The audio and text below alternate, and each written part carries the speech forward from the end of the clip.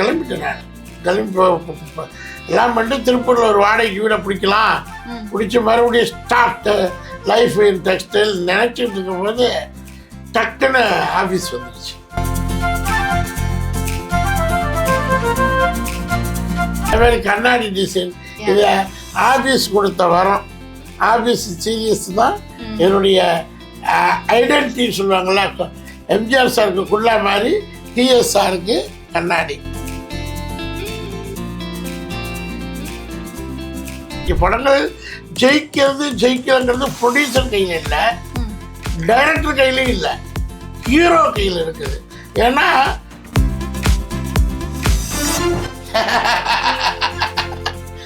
Madam நான் சிரிச்சாலே comedy தான்.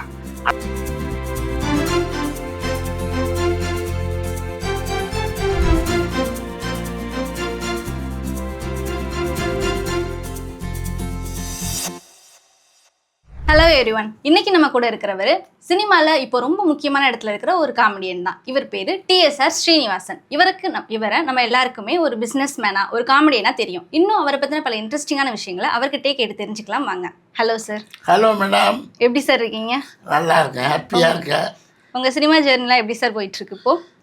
சூப்பராக போயிட்டுருக்கு சார். கவுண்டமணி சார் காலத்தில் அவர் வந்து ரஜினி, கமல் இந்த மாதிரி பல முக்கியமான ஹீரோஸ் கூடலாம் நடிச்சிருக்காரு. அப்போது அவங்கக்கிட்ட ஒரு டாமினேஷன் காமெடி இருந்துச்சு. ரொம்ப யதார்த்தமாக பேசுவார். ஒரு ஹீரோ அப்படின்னு கூட இல்லாமல் ரொம்ப காமெடி, அவங்க பேசும்போதே ஃப்ளூவெண்ட்டாக நடுவில் ஒரு டாக் போயிட்டுருக்கோம்.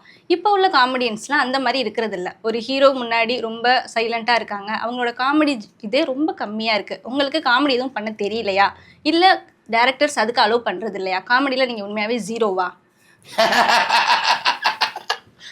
மேடம் நான் சிரிச்சாலே காமெடி தான் அப்படின்னு பப்ளிக் சொல்லுது. பட் எனக்கு வந்து ஆக்சுவலி ஒரு காமெடியனாக வருவேன்னு சினிமாவுக்கு அப்புறம் தான் தெரிஞ்சது. ஒரு சீரியஸு, ஒரு டெரர்னு கூட சொல்லலாம்.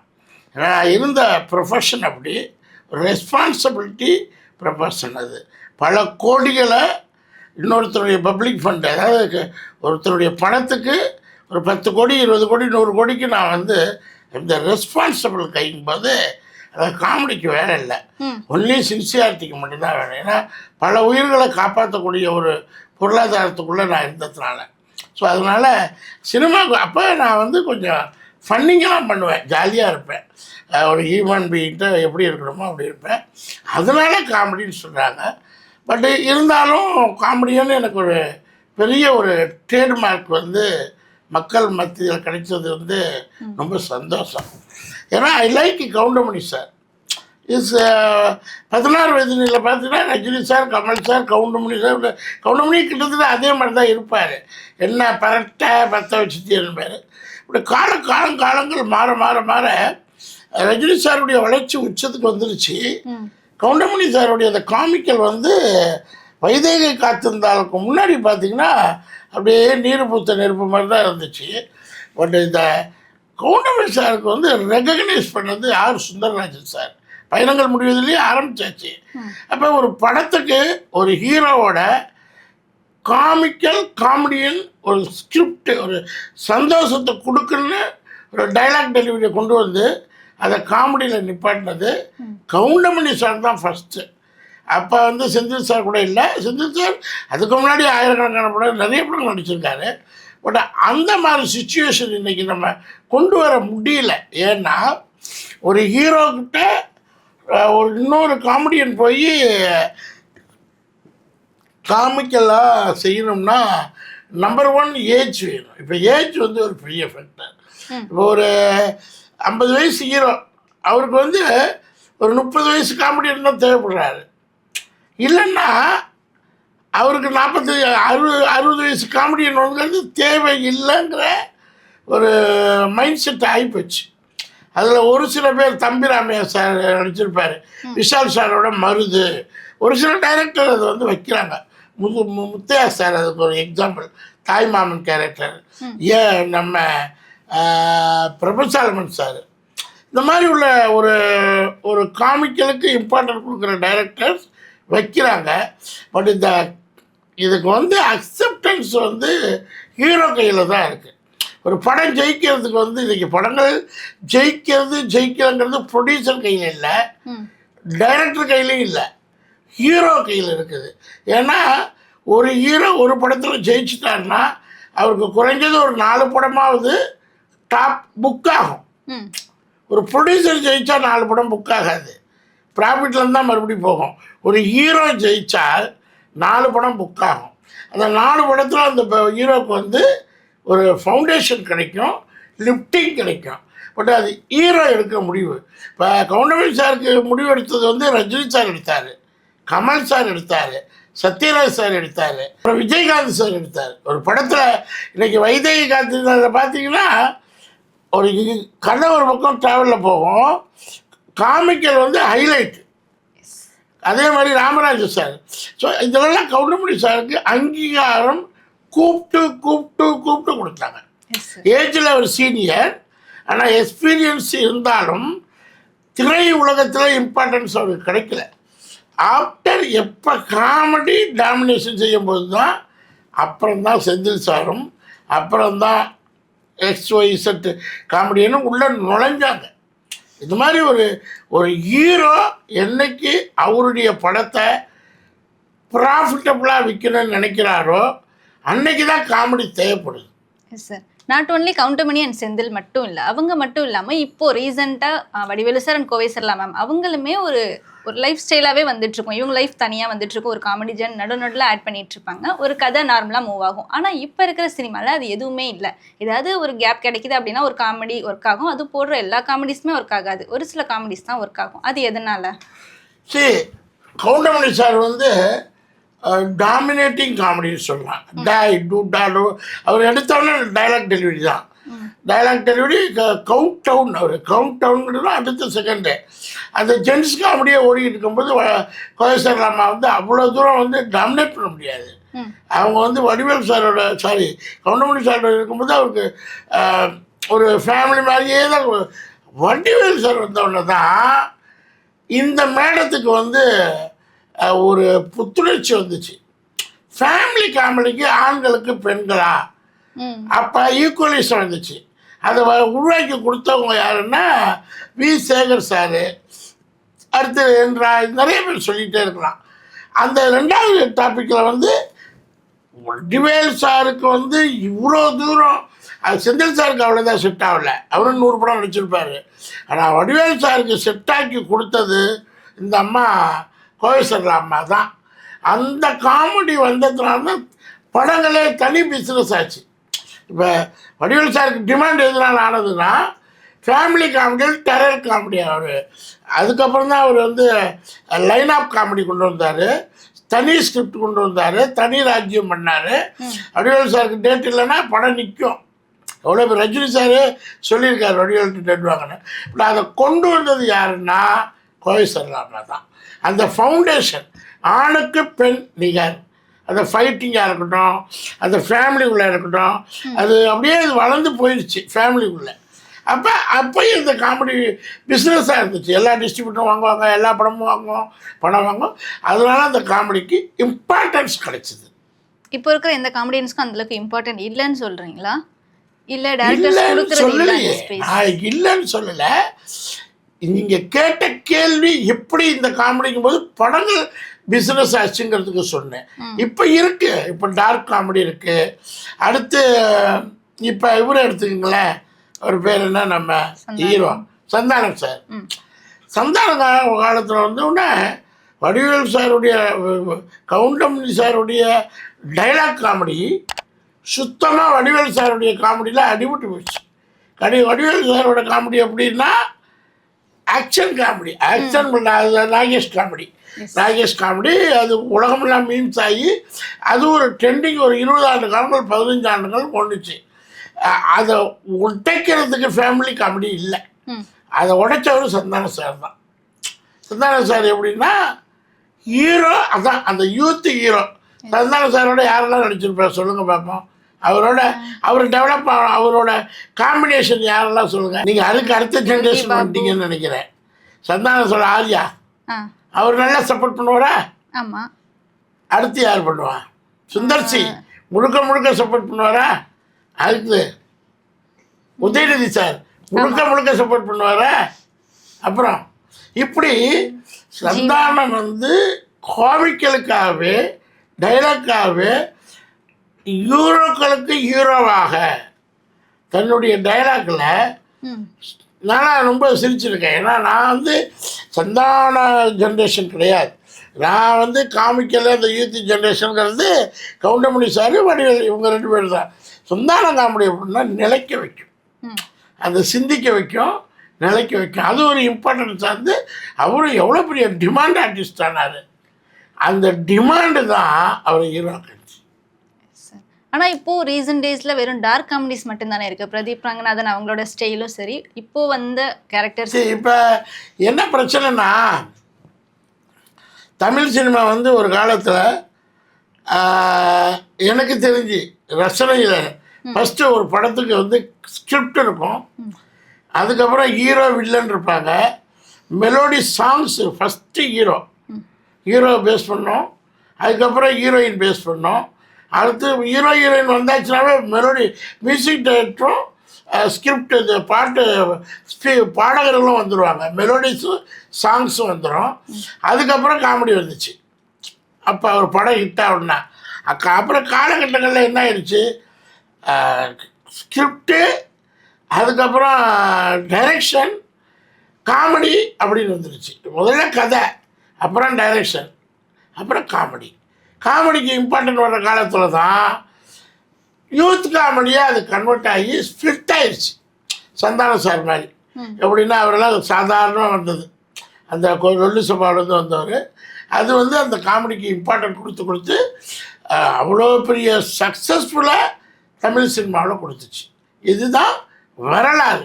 சார் ரீசன்ட் டேஸ்ல நீங்க பண்றது எல்லாமே ஒரு வில்லனிஸ்டிக்கான காமெடி சீனா தான் இருக்கு. ஒரு வில்லனா இருக்கீங்க, அதுக்கு நடுவில் ஒரு காமெடி பண்றீங்க. இது நீங்களா பண்றீங்களா இல்லை டேரக்டர் இப்படி தான் வேணும் அப்படின்னு சொல்லி கேட்டு நீங்க பண்றீங்களா?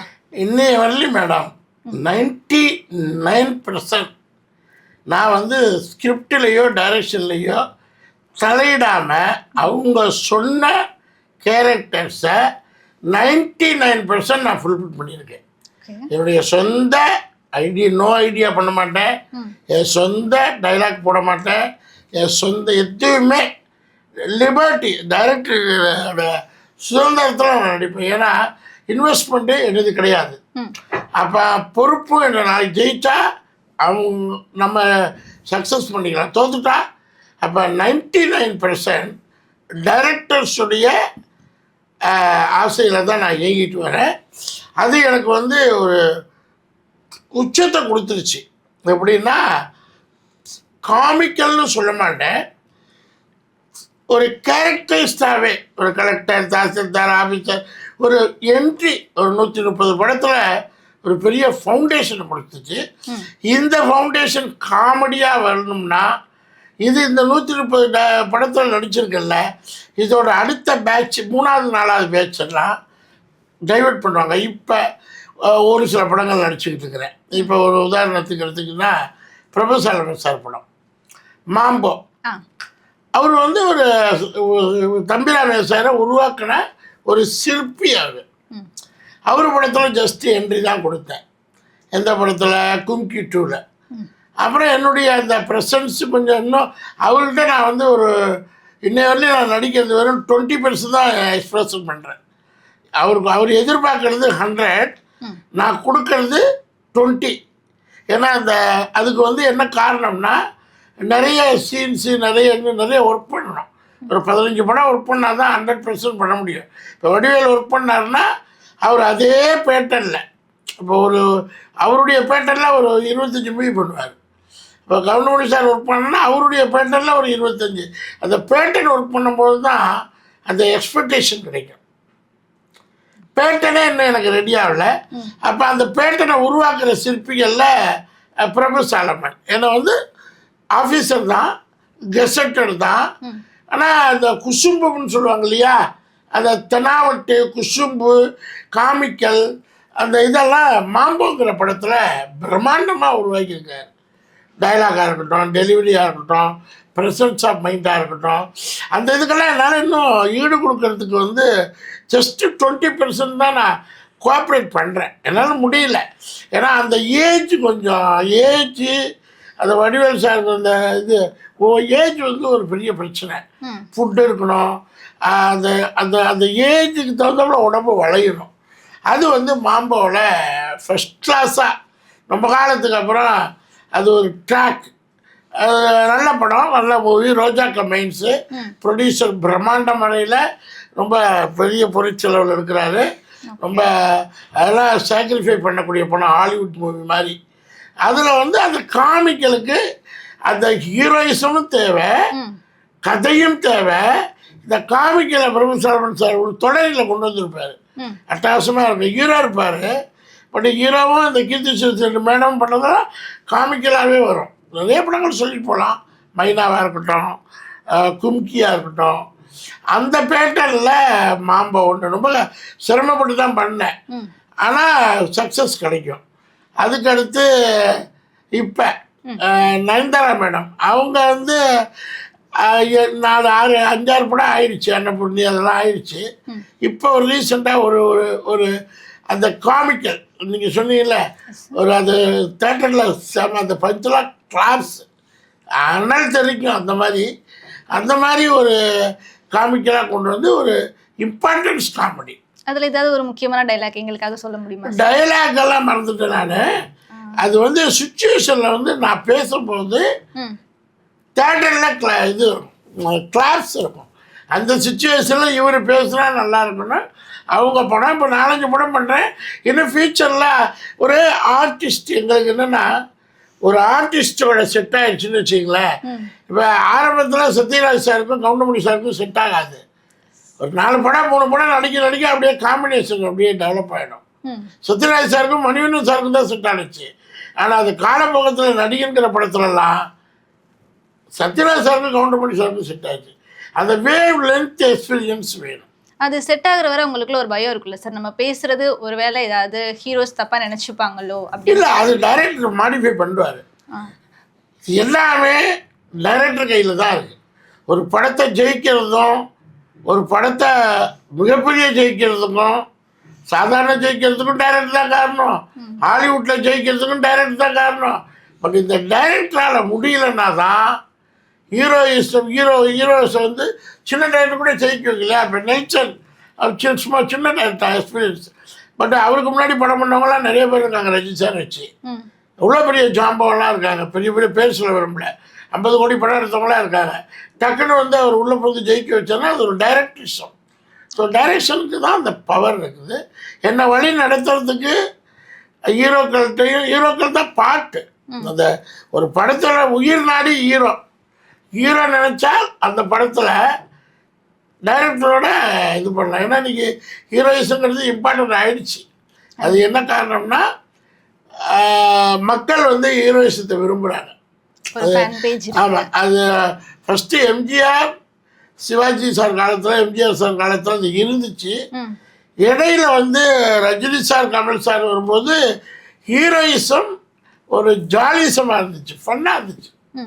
ரஜினி சார்னா அடி வந்து ஃபைட்டு, கமல் சார்னா டான்ஸிங் கின்சிங் பிளா பிளா பிளா, இப்படி தான் வாழ்ந்துச்சு சினிமா. ஃபஸ்ட்டு வந்து ஹீரோ எம்ஜிஆர், ஹீரோ சிவாஜி, அவ்வளோதான் தெரியும்.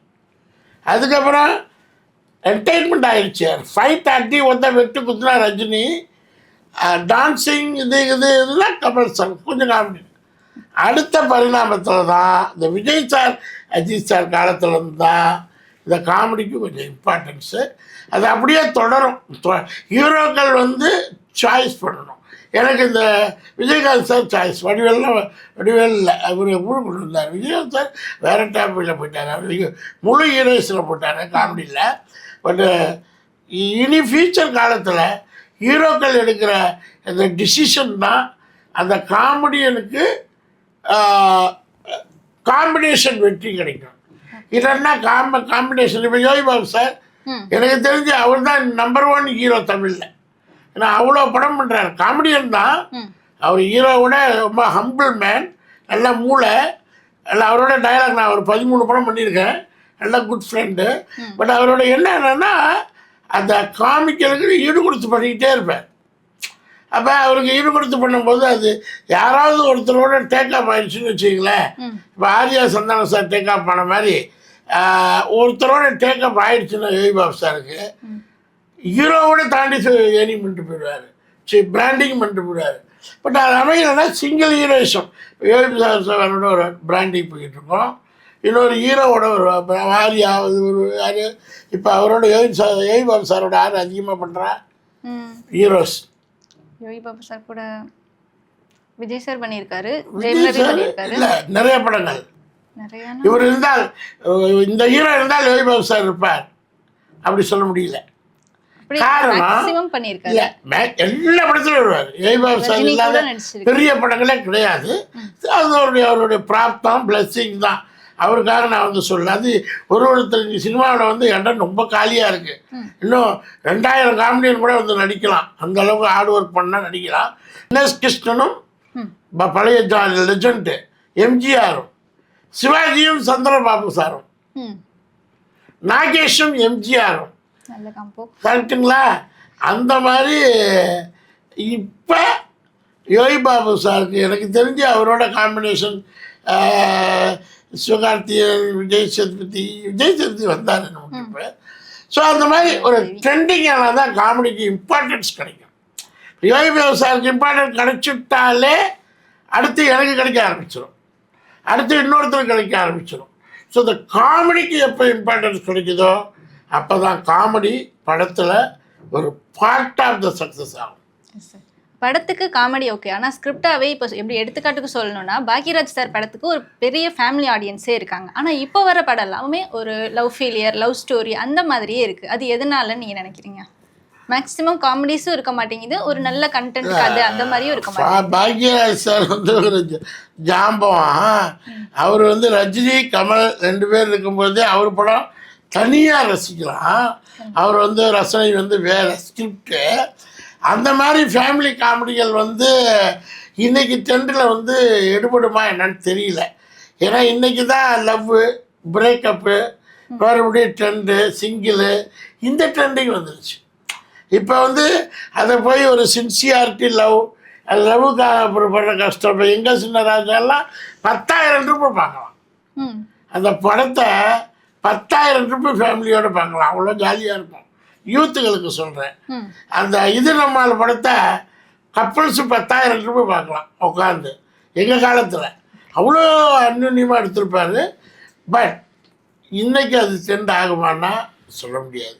இன்றைக்கி ட்ரெண்டு எப்படி ஆகும்? இன்றைக்கி ட்ரெண்டு இன்றைக்கி அமெரிக்கன், யூரோப்பியன், லண்டன், அமெரிக்கா. அதில் இன்றைக்கி காலையில் மார்னிங் லவ், ஈவினிங் பிரேக்கப், அடுத்த நாள் சிங்கிள்.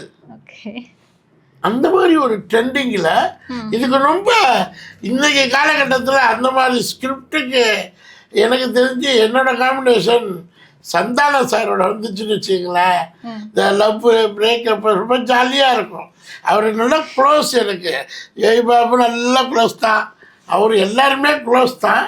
அப்படி நான் ஒரு படம் நடிச்சிருக்கேன், அது அமைய மாட்டேங்குது. அது சந்தான சாருக்கு எனக்கும் அந்த அந்த அதான் இன்றைக்கி லவ் பிரேக்கப்னா அப்பா, அவர் என் சன்னு, அப்போ லவ்வு பிரேக்கப்பு, இந்த மார்னிங் ஈவினிங் அதெல்லாம் ரொம்ப க்யூட்டாக இருக்கும். அப்படி இல்லைன்னா இப்போ யார் வந்திருக்கா சந்தான சார் மாதிரி காமெடியில் யார் இருக்கா?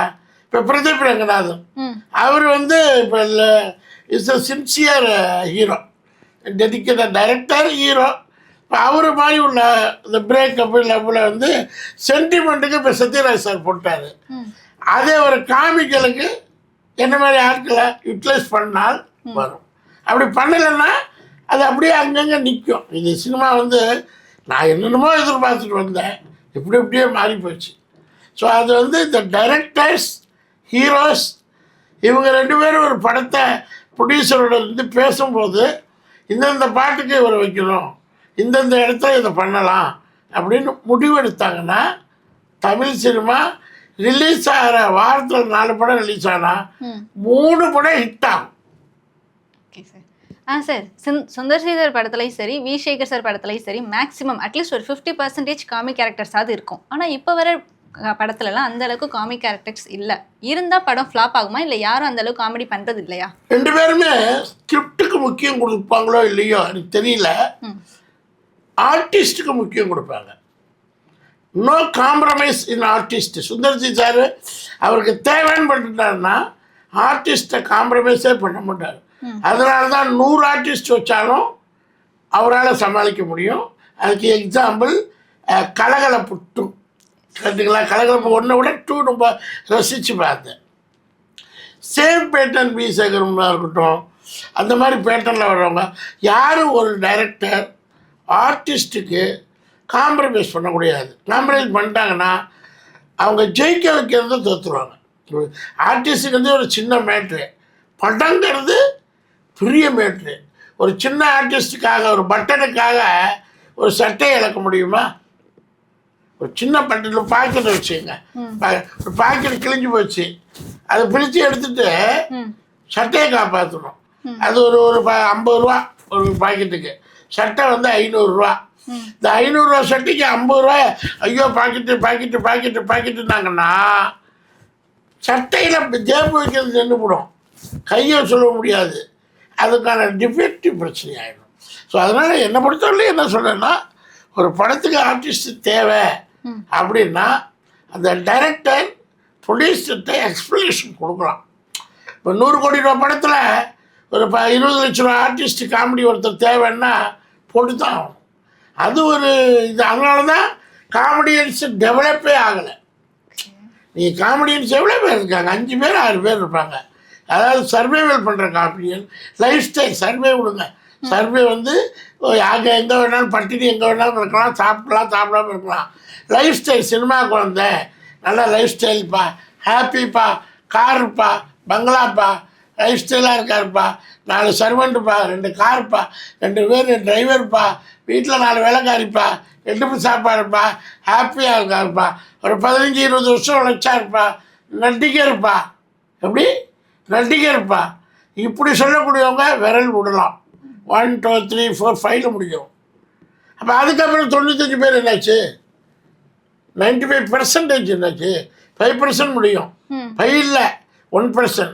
அப்போ அதுக்கு காரணம் என்னென்னா இந்த கிரெடிட்ஸ், அந்த பொறுப்பு வந்து ப்ரொடியூசர்ஸ், டைரக்டர்ஸ், ஹீரோ, இவங்க 3 பேரை வச்சு தான் இந்த காமெடி வந்து டேக் ஆஃப் ஆகும்.